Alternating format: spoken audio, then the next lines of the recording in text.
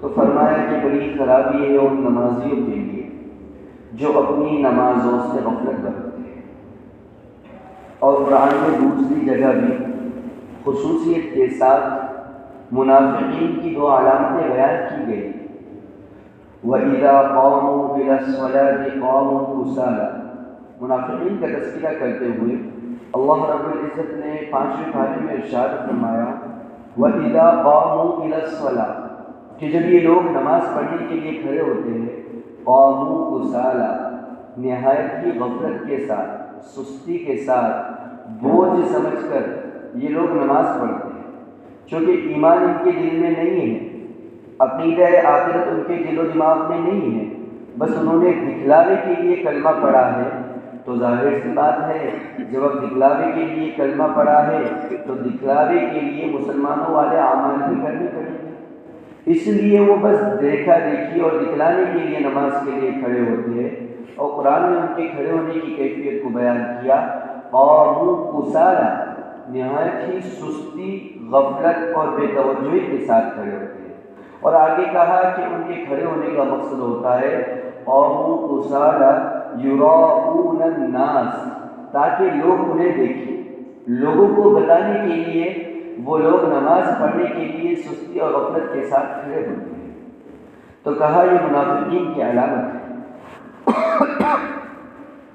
منافقین نمازوں کا اہتمام تو کیا کرتے لیکن نہایت ہی غفلت اور سستی کے ساتھ، اس لیے کہ ان کا نماز پڑھنے کا مقصد اللہ کی عبادت نہیں تھا، ان کا نماز پڑھنے کا مقصد اللہ کو راضی کرنا نہیں تھا، چونکہ وہ ایمان ہی نہیں لائے تھے دل کے اعتبار سے، تو وہ اللہ کو راضی کرنے کے لیے کوئی عمل کیوں کریں گے؟ لہذا ان کے نماز پڑھنے کا مقصد بس لوگوں کو دکھلانا تھا، تاکہ لوگ انہیں ایمان والا کہہ سکیں، لوگ انہیں مسلمان سمجھ کر سکے، یہ ان کا مقصد تھا۔ لہذا یہ دو خصوصیت کے ساتھ منافقین کی صفت کا تذکرہ وہاں بھی آیا 5ویں پارے میں، اور اس آیت کے اندر بھی اللہ نے دونوں صفتوں کا تذکرہ کیا۔ فویل للمصلین، بڑی خرابی ہے ان نمازیوں کے لیے، الذین هم عن صلاتهم ساہون، جو اپنی نمازوں سے غفلت برتتے ہیں۔ اور آگے فرمایا الذین هم یراؤون، اور وہ لوگ اپنے نیک اعمال اور نماز پڑھنا یہ بس لوگوں کو دکھلانے کے لیے کرتے ہیں۔ لہذا جب یہ دو صفات خصوصیت کے ساتھ منافقین میں پائی جاتی ہے اور منافقین کا عنوان لگا کر اللہ نے ان صفات کو ذکر کیا، تو اب ہماری ذمہ داری ہے کہ ہم حد الامکان اپنے آپ کو ان صفات رذیلہ اور ان صفات خسیسہ سے بچانے کی کوشش کریں۔ نمبر 1، جب نماز کے لیے کھڑے ہو تو ہم اس عظمت کے ساتھ اور دل میں یہ خیال لے کر نماز کے لیے آئے کہ ہم خالق ارض و سما کی عبادت کو انجام دینے کے لیے جائیں۔ اس تصور کے ساتھ ہمارے قدم گھر سے مسجد کی طرف اٹھے کہ ہمارے ذہن میں یہ تصور ہو ہم کائنات کی سب سے مقدس ہستی سے ہم کلامی کا شرف حاصل کرنے کے لیے جا رہے ہیں۔ جب یہ توجہ ہوگی اور اس دھیان کے ساتھ ہم نماز پڑھیں گے تو کہا پھر ہمارے اندر سے وہ صفت ختم ہو جائیں گی جو منافقوں کے اندر تھی۔ اسی لیے آپ نے دیکھنا حدیث کے اندر تاکید آئی ہے کہ بندہ گھر سے وضو کر کے آئے، اس کے پیچھے حکمت ہے۔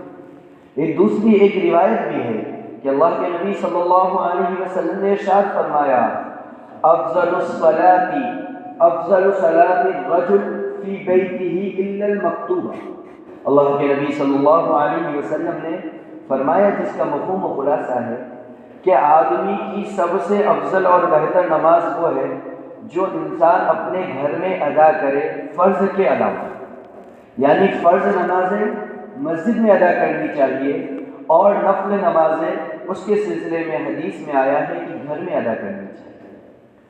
فجر کی نماز کے سنتوں کے سلسلے میں تو زیادہ تاکید آئی ہے کہ ان سنتوں کو گھر کے اندر ادا کر کے آنا چاہیے۔ اس کے پیچھے علماء نے ایک حکمت لکھی ہے۔ اصل میں شریعت کا جو بھی حکم ہوتا ہے اس کے پیچھے کوئی حکمت اور کوئی فائدہ ہوتا ہے، تو علماء نے یہ لکھا ہے کہ جب بندہ گھر پہ وضو کرے گا تو ظاہر سی بات ہے وضو گھر پر کرے گا اور اس کے بعد اسے ایک سوئی نصیب ہوگی کہ کے ذہن میں ہوگا مجھے نماز کے لیے جانا ہے، تو گویا کہ مسجد میں آنے سے پہلے اس کی ذہن سازی ہو رہی ہے کہ نماز کے لیے مجھے جانا ہے، وضو کر لیا۔ اب گھر میں مصلی بچھا کر نماز پڑھتا ہے نفل یا سنت، تو ظاہر سی بات ہے اس نے وضو کیا، اس کے بعد نماز پڑھی، تو وضو میں تھوڑا سا دھیان اس کو مل گیا تھا۔ اب جب سنت یا نفل گھر میں ادا کر رہا ہے تو اور زیادہ دھیان اس کو ملے گا کہ نہیں مجھے اب اور آگے جا کر بڑی نماز فرض ادا کرنا ہے، لہٰذا اس کے لیے میں سنت یا نفل کو ادا کر رہا ہوں، تھوڑی سی یکسوئی آئے گی۔ پھر جب گھر سے نکلے گا وضو کیا ہوا ہے اور جو ہے تو سنت یا نفل نماز پڑھ لی ہے، تو گویا کہ اللہ سے تھوڑا سا قرب ہو گیا۔ اب گھر سے نکل رہا ہے تو ہر قدم پر اس کا دھیان اللہ کی طرف جمے گا کہ مجھے بڑی عبادت انجام دینے جانا ہے، ایک مجھے عظیم الشان عبادت انجام دینے جانا ہے، ہر قدم پر اس کا دھیان جمے گا۔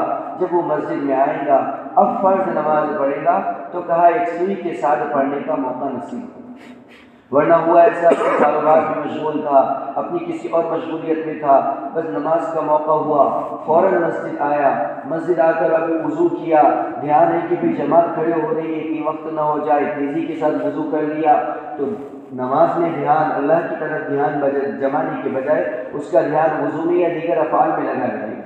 پھر وہاں سے آیا اور نفل اور سنت نہیں پڑھی تھی، تو گویا کہ اللہ کی طرف یکسوئی ابھی نہیں ہوئی تھی، اور نماز میں فوراً فرض نماز کے اندر کھڑا ہو گیا۔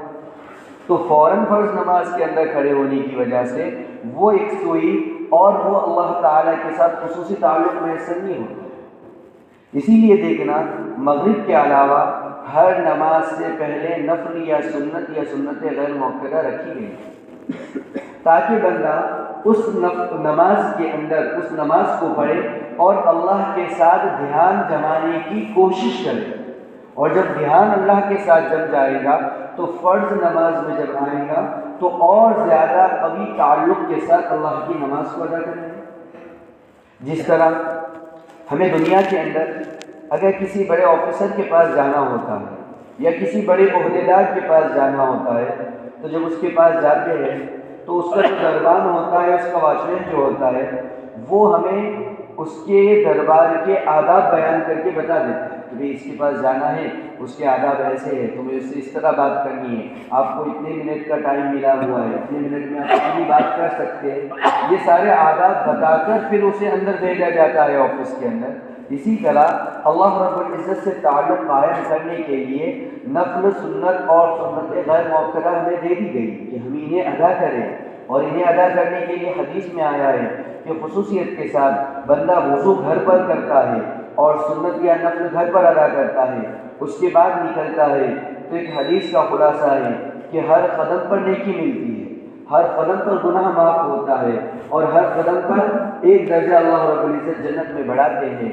اس کے علاوہ دیگر فضائل بھی آئے ہیں، تو گویا کہ یہ سنن نوافل اور سنن غیر مؤکدہ یہ فرض نماز میں دھیان جمانے کے لیے دیے گئے ہیں۔ ہم اس سلسلے میں غفلت برتتے ہیں کہ اولاً تو سنن و نوافل کا اہتمام نہیں ہوتا ہے، اگر ہوتا ہے تو ہم یہ سمجھتے ہیں کہ بھئی یہ بھی ایک ذمہ داری ہے، ادا کر دیں گے، لیکن اگر یہ اس توجہ کے ساتھ ہم پڑھیں گے کہ یہ سنن اور نفل ہم اس لیے ادا کر رہے ہیں تاکہ اللہ سے دھیان ہمارا مضبوط ہو، اور فرض جب نماز پڑھے تو ایک سوئی کے ساتھ پڑھی جائے، اس لیے کہ انسان ایک ایسا اللہ نے اس کا دماغ بنایا ہے کہ وہ فوراً اگر کسی کے ساتھ اپنے دماغ کو متعلق کرنا چاہے تو ایک سیکنڈ میں نہیں ہوتا ہے۔ آپ چاہے کہ کسی ایک جگہ اپنے دماغ کو جمائیں تو آپ نے سوچا اور فوراً آپ کا دماغ اس چیز پر جم جائے، ایسا نہیں ہو سکتا۔ دماغ کو جمانے کے لیے وقت لگتا ہے، دھیرے دھیرے ایک سوئی لانا پڑتا ہے۔ فوراً آپ سوچیں گے کچھ کام ہو جائے، نہیں ہوتا ہے۔ مثلاً کوئی مشین ہے، آپ کو اس کو استعمال کرنا ہے، آپ سوچیں گے میں نے بٹن جیسے دبایا کہ فوراً وہ جو ہے تو اپنا فائدہ ظاہر کرنے لگے، یا پریس ہے یا کوئی اور چیز ہے کہ بٹن دباتے ہی وہ گرم ہو جائے، ایسا نہیں ہوتا۔ اس کے لیے تھوڑا سا وقت لگتا ہے، تب جا کر وہ قابل استعمال ہوتی ہے۔ اسی طرح انسان کے دماغ میں اور انسان کے اعضاء کے اندر ایک سوئی لانے کے لیے بھی وقت لگتا ہے، فوراً نہیں آئے گی، اسے وقت لگتا ہے۔ اسی لیے اللہ رب العزت نے سنن اور نوافل فرض سب سے پہلے دی کہ تم اس میں دھیان جمانے کی نیت سے نماز پڑھو، اس نیت سے پڑھو کہ یا اللہ کے نفل پڑھ رہے ہیں، یہ سنت پڑھ رہے ہیں، اس میں ہمیں تیرا دھیان نصیب ہو جائے، آیتوں پر غور کرنے کی کوشش کرو۔ اسی لیے تو کہا کہ نفل نمازوں کے اندر بہت ساری گنجائشیں ہیں کہ آپ نفل نماز میں ایک آیت بار بار پڑھ سکتے ہیں، ایک آیت ترجمہ آپ کا اس کے ذہن میں ہے، آپ اس آیت کو دوبارہ دہرا کر نفل نماز میں پڑھ سکتے ہیں۔ کیوں؟ اس لیے کہ اگر ترجمہ بھی ذہن میں ہوگا، آیت کو دہرا رہے ہوں گے، یہ آپ اپنے دھیان کو اللہ کے ساتھ جوڑنے کی مشق کر رہے ہیں۔ اسی لیے نفل نمازوں میں آپ نے سنا ہوگا، فضائل کے اندر بھی یہ واقعہ لکھا ہوا ہے کہ ایک صحابی کھڑے ہو جاتے ہیں، غالباً حضرت اکرمہ ہے یا کوئی اور ہے، جب نفل کی نماز کی نیت باندھتے اور ایک آیت میں پوری رات گزارتے۔ وَامْتَازُوا الْيَوْمَ أَيُّهَا الْمُجْرِمُونَ، سورہ یاسین کی آیت ہے، وَامْتَازُوا الْيَوْمَ أَيُّهَا الْمُجْرِمُونَ، جس میں اللہ نے یہ بیان فرمایا کہ اللہ قیامت کے دن مجرموں کو الگ کر دیں گے اور نیک لوگوں کو الگ کر دیں گے۔ تو وہ صحابی یا تابعی ساری رات ایک آیت میں گزار دیتے، گویا کہ تصور اور دھیان جمانے کے لیے وہ آیت پڑھتے، اس کے پیچھے پھر وہ اپنے دماغ کو دوڑاتے کہ دیکھو میں دنیا کے اندر ہوں، گنہگار ہوں، سیاہ کار ہوں، اللہ کا نافرمان ہوں، لیکن اللہ نے ستاری کا پردہ ڈالا ہوا ہے، میرے عیبوں کو چھپایا ہوا ہے، جس کی وجہ سے لوگ مجھے نیک سمجھتے ہیں، لوگ مجھے اللہ کا خاص بندہ سمجھتے ہیں، لیکن کل قیامت کے دن اللہ جب یہ اعلان کریں گے وَامْتَازُوا الْيَوْمَ أَيُّهَا الْمُجْرِمُونَ، دنیا میں تو نیک اور بد لوگ مل کے رہتے تھے، بد لوگوں کو بھی لوگ نیک سمجھا کرتے تھے، لیکن آج برے لوگ، بدکار لوگ الگ ہو جاؤ۔ تو یہ اس تصور کے ساتھ نماز پڑھتے تھے کہ کاش مجھے اگر مجھے خدا نہ خواستہ اس دن برے لوگوں کے اندر شامل کر دیا گیا تو میری کیا کیفیت ہے۔ تو اس ایک آیت میں وہ ساری رات گزار دیتے تھے۔ تو اسی لیے نوافل کے اندر آیات کو مقرر کرنے کی بھی گنجائش دی گئی، آیات کو ٹھہر کر پڑھنے کی بھی گنجائش دی گئی، اور اس کا مقصد یہ بیان کیا گیا کہ انسان اپنے دھیان کو اللہ کے ساتھ جمانے کی مشق کرے۔ فرض کے اندر یہ مشق نہیں ہوتی، فرض کے اندر تو آپ نے ایک آیت کو 3 سے زیادہ پڑھ لیا، 3 بار پڑھا، چوتھی بار پڑھنے کی کوشش کی تو کہا کہ بار بار بغیر وجہ کے پڑھنے کی وجہ سے نماز کا مسئلہ۔ ایک آیت پڑھی، آپ اتنی مقدار رک گئے کہ جس میں کوئی ایک رکن ادا کیا جاتا ہے تو کہا فرض آپ کو دہرانا پڑے گا۔ فرض کے اندر اللہ سے دھیان جمانے کی مشق نہیں ہے، فرض تو اللہ کی دھیان کے ساتھ پڑھنی چاہیے، لیکن اگر فرض میں دھیان جمانا ہے تو نفل کے اندر ہمیں اس کی عملی مشق کرنی چاہیے۔ مفتی تقی عثمانی دامت برکاتہم العالیہ نے نماز میں اللہ کا دھیان پیدا کرنے کے لیے 3 چیزیں لکھی۔ انہوں نے کہا کہ اگر کوئی بندہ نماز یکسوئی کے ساتھ اللہ کے دھیان کے ساتھ پڑھنا چاہتا ہے تو وہ 3 چیزیں کر لے، انشاءاللہ اس کی نماز پوری یکسوئی کے ساتھ اللہ کے دھیان کے ساتھ۔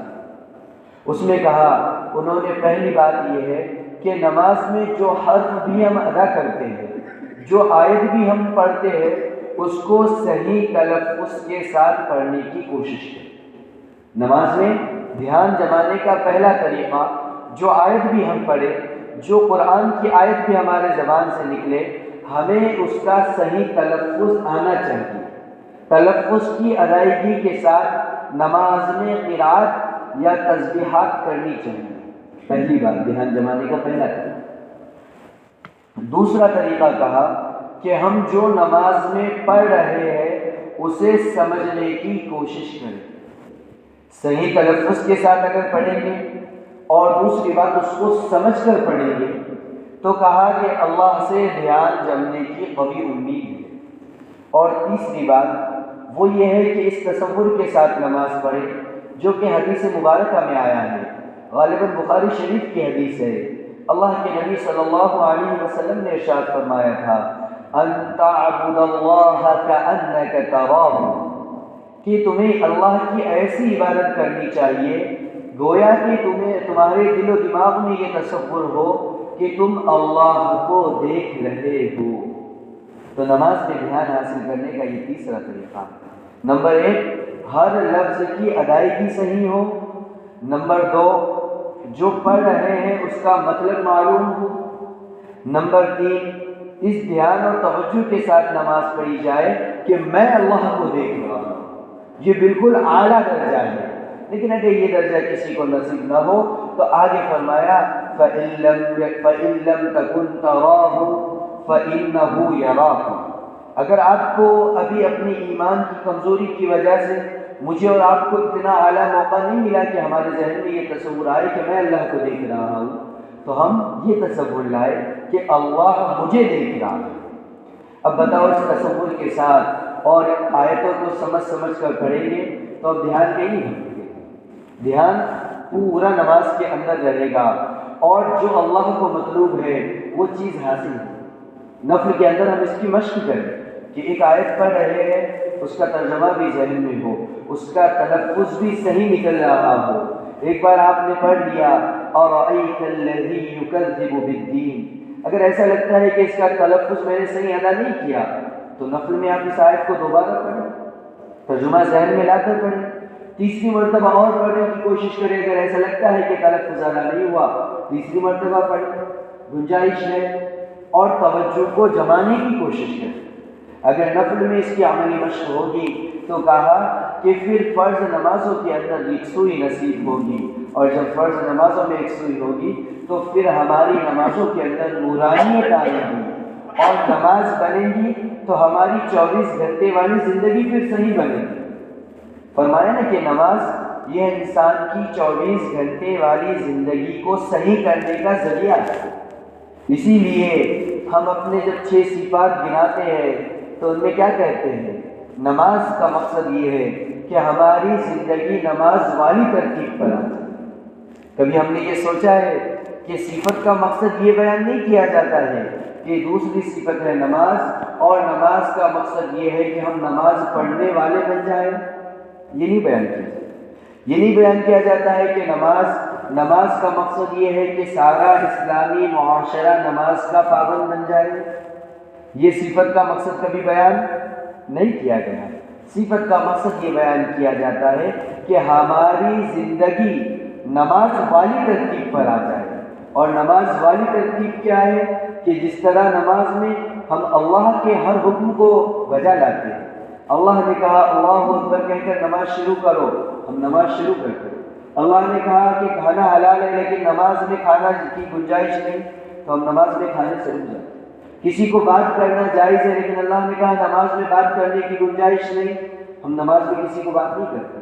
کسی کی طرف دیکھنے کی گنجائش ہے لیکن اللہ نے کہا نماز میں کسی کی طرف نہیں دیکھنا ہے تو ہم دیکھنے سے رک جاتے ہیں. اللہ نے کہا قرات کرو، ہم قرات کرتے. اللہ نے کہا ورکعوا، رکوع کرو، ہم رکوع کرتے.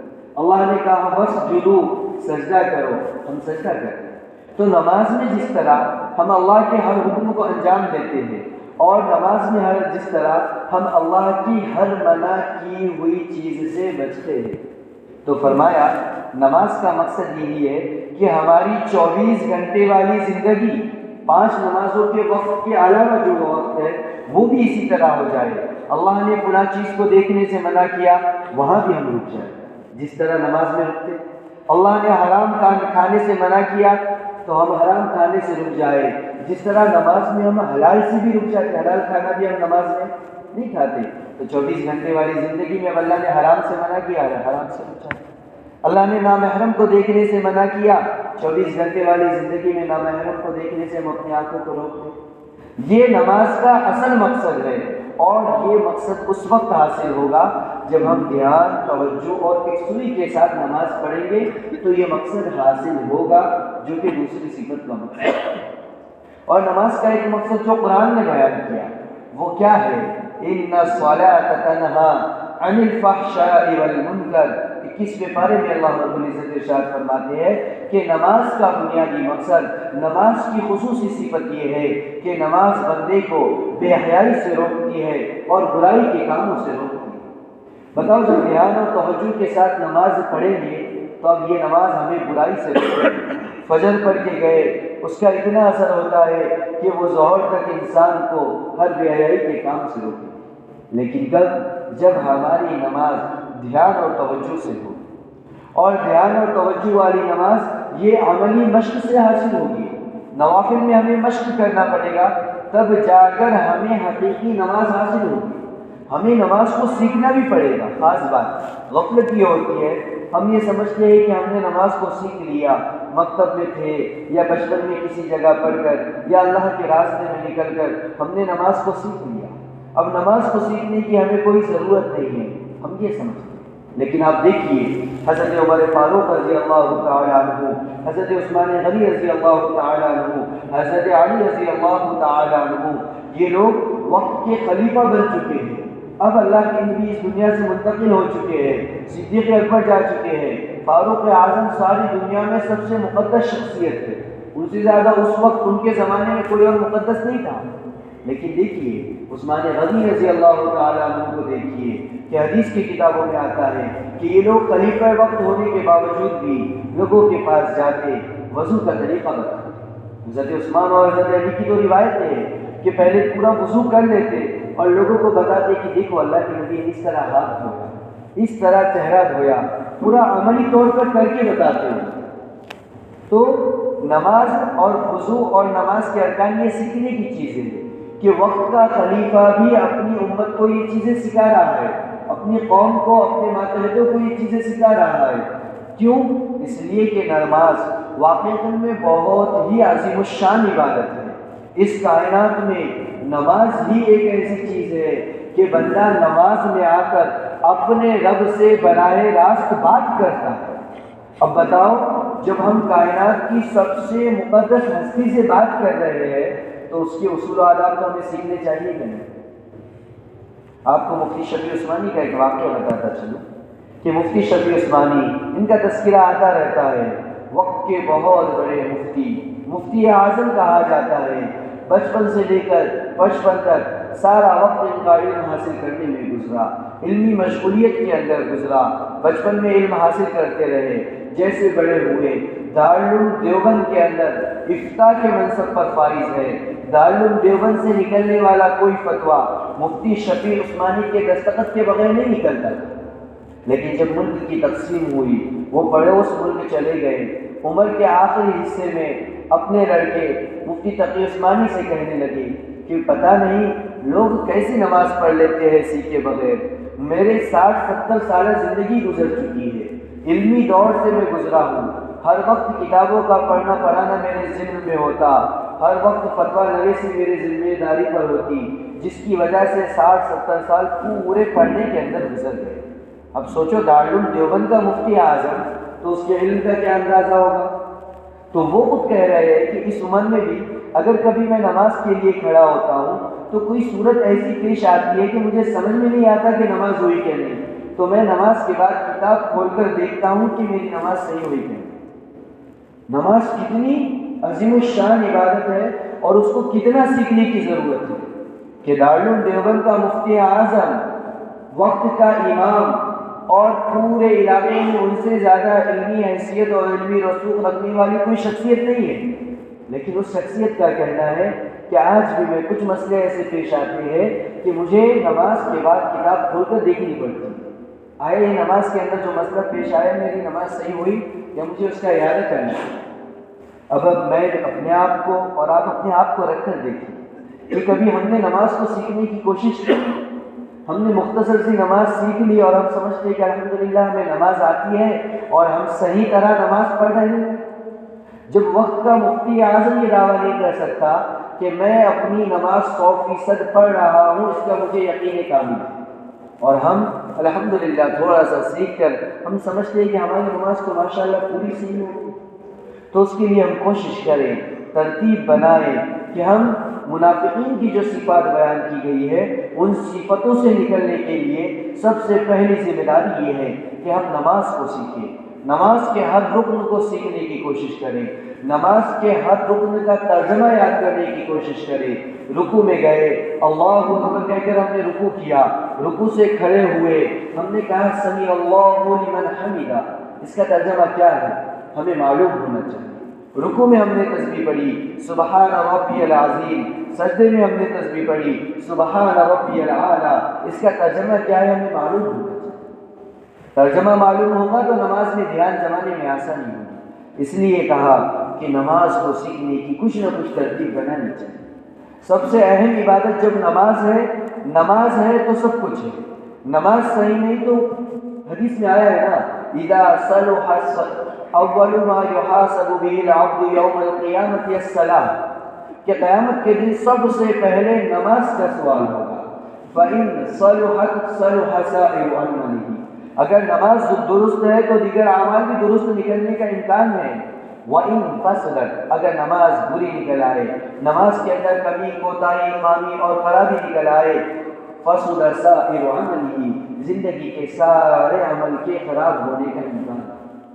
تو جب نماز تمام اعمال کی قبولیت کا دار و مدار ایمان کے بعد نماز کے اوپر ہے، تمام اعمال کی درستگی کا مدار نماز کے اوپر ہے، تو کتنا ضروری ہے کہ ہم نماز کو سیکھنے کی کوشش کریں. ہر ایک بندے سے یہ درخواست ہے کہ وہ کچھ ترتیب بنائے. ہر ایک کی مشغولیت ہے، ہر ایک کا اپنا وقت ہوتا ہے، اس کی اپنی ذمہ داری ہوتی ہے، اس کی اپنی مصروفیت ہوتی ہے، لیکن ہر ایک سے یہ گزارش کی جاتی ہے کہ وہ اپنی ترتیب بنائے نماز سیکھنے کی. اس کی آسان ترتیب یہ ہے کہ اپنے 24 گھنٹے میں سے کچھ وقت فارغ کرے. جو آپ کے جاننے والے میں سے اہل دین طبقہ ہے، دیندار طبقہ ہے یا سمجھدار اور علم کا رکھنے والا ہے، ان سے رابطہ قائم کرے، ان سے کچھ چیزیں لے کر روزانہ سیکھنے کی کوشش کرے.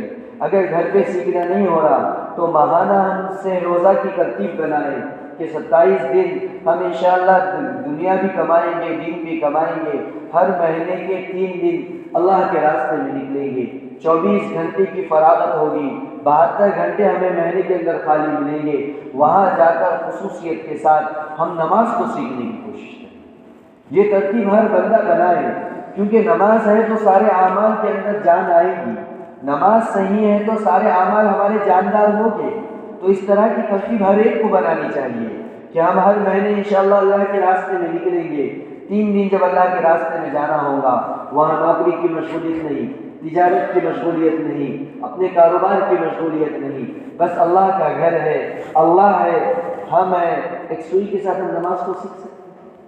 تو ہر بندے سے یہ درخواست کی جاتی ہے، اگر ہم یہ چاہتے ہیں کہ منافقوں والی صفت سے ہمیں بچنا ہے، منافقوں والی نماز سے ہمیں اپنے آپ کو بچانا ہے، تو اس کی ترتیب بنانی پڑے گی.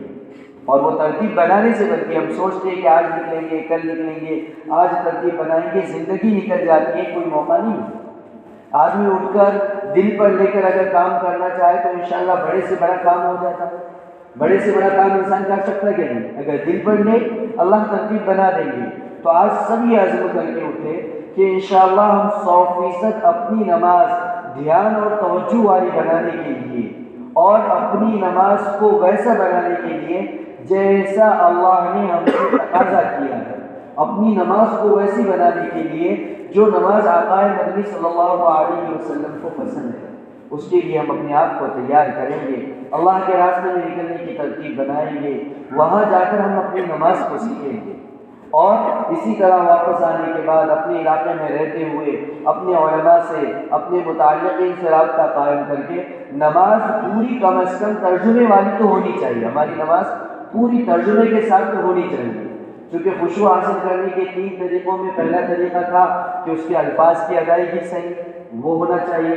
نمبر 2 اس کا ترجمہ صحیح ہونا چاہیے، ہمیں پتہ ہونا چاہیے. یہ 2 چیزیں انشاءاللہ اگر آپ کوشش کریں گے تو تیسری چیز وہ اللہ کا دھیان ہے. تو اللہ خود اپنی طرف سے آپ کو وہ عطا فرمائے. ہم اپنی طرف سے محنت کریں گے تو اللہ باقی کام کریں گے. آدھا کام ہمیں کرنا ہے، آدھا کام اللہ کریں گے. ہم کچھ کام بھی نہیں کریں گے، ہم بولیں گے سارا کام اللہ کریں گے، دھیان بھی اللہ دے، توجہ بھی اللہ دے، نورانیت والی نماز بھی اللہ دے، تو ایسا ہوگا کیا؟ ہمیں ابتدا تو کرنی پڑے گی نا. تو ہم 2 کام کرنے کی کوشش کریں، قرآن کے الفاظ کا صحیح تلفظ، نمبر 2 جتنی چیزیں نماز میں پڑھی جاتی ہیں ان کا ترجمہ. اور یہ سیکھنے کے لیے اپنے مقام پر بھی ترتیب بنائیں، اللہ کے راستے میں نکلنے کی بھی ترتیب بنائیں. انشاءاللہ یہ 2 کام اور یہ 2 عمل ہماری طرف سے ہوگے تو تیسرا کام کہ نماز میں دھیان کا پیدا کرنا، توجہ کا پیدا کرنا، نورانیت اور روحانیت اور یکسوئی کا پیدا کرنا، یہ اللہ کے ذمے ہے. اللہ اپنی طرف سے ہماری نمازوں میں یہ چیزیں پیدا کریں گے. تو سب کوشش کریں گے انشاءاللہ. اللہ سے دعا ہے کہ اللہ رب العزت ہمیں یکسوئی کے ساتھ اللہ کی رضا کے لیے نماز پڑھنے کی توفیق دے.